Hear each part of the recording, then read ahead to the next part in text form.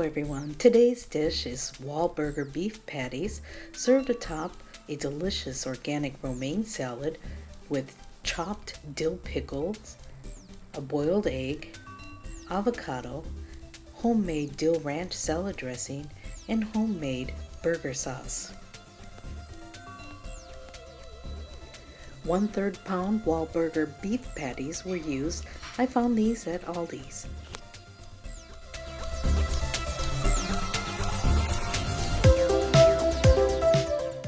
Here are the burger spices used.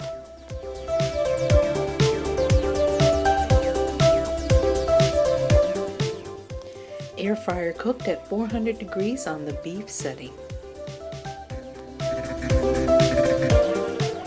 This is my homemade ketoburgersauce.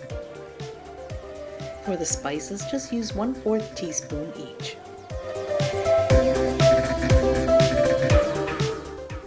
Here is the list of ingredients for the homemade dill ranch salad dressing, or also can be used as a great dip. Thank you for watching. I hope you enjoyed this recipe. Don't forget to subscribe to my YouTube channel, as well as to follow me on my social media account at Instagram under Keto Auntie.